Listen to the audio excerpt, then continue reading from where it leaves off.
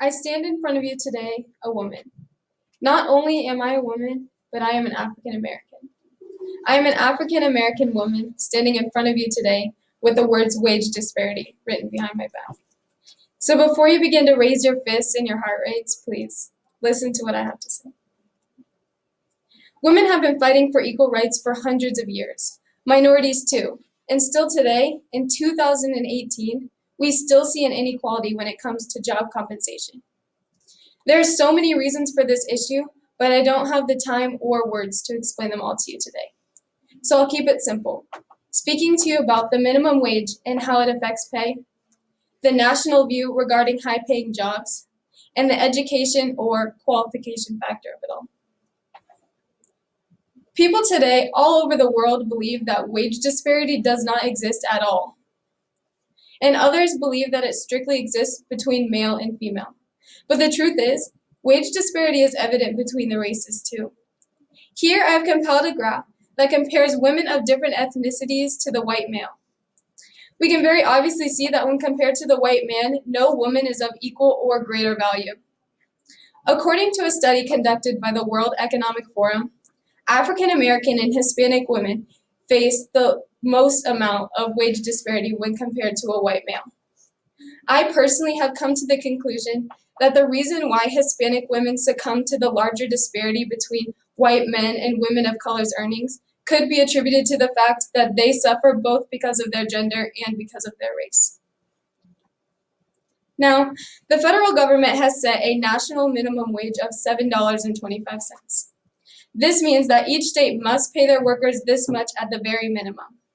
With that being said, the government also allows each state to positively deviate from that number if they so please. Looking now specifically at the gender aspect of the wage gap, we can see that even though the minimum wage is the same for each person in a state, females in almost every single state are still making less than their male counterparts. In this map of the United States created by the NWLC, we can see that even though the minimum wage is set the same for male and female, in the same occupation, females are still making less than their male counterparts. For example, in the state of Iowa, females are making only 76 cents to that of every full dollar that a male would make in the same occupation. Ultimately, this proves that the wage gap does exist, even though it may seem small to some of you. We can very obviously see that gender plays a big role when it comes to wage disparity in the United States. According to fastcompany.com, these are the top 5 most evident wage gaps in accordance to gender as of 2017.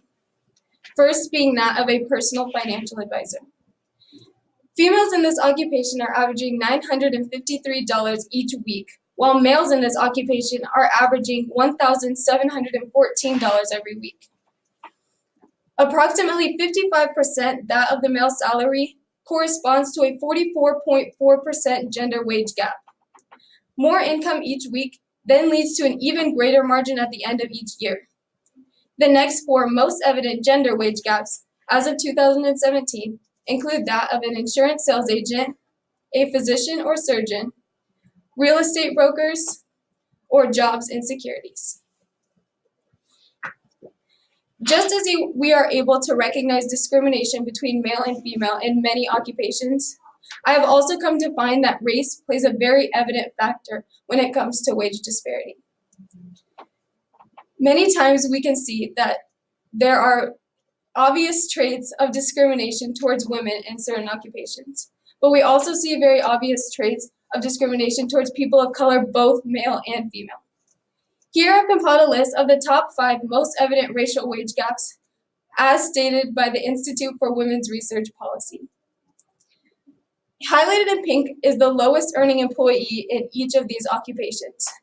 As we look upon this list, we can very obviously see a trend of pink as the same demographic is highlighted on both male and female sides as being the least earning employee. For example, in the occupation of business or management, both Hispanic men and Hispanic women are making the least amount of money in that specific occupation. But why? It amazes me the ability that people have to see through examples like these the amount of discrimination that our current U.S. business services have placed upon its workers. With that being said, Asian women face the least amount of discrimination when compared to a white male, as they make up 84% of what they would in the same occupation. In accordance to the same ethnicity, though, African American women earn only 82% of what an African American man would make in the same exact occupation. Similarly, Hispanic women make 88% of what a Hispanic man would make. Now, with most of us being seniors in high school, we all know that college is where it really counts. This is where you start to make a life for yourself, and most importantly, a career. Now, we also know that what we decide to study in college will have the largest impact on how much money we will make after we graduate in that specific field. According to a study conducted by the World Economic Forum, women earn more than 60% of degrees in 9 of the 10 lowest paying fields of study, while earning only 30% of degrees in 7 of the 10 highest paying fields. This shows that jobs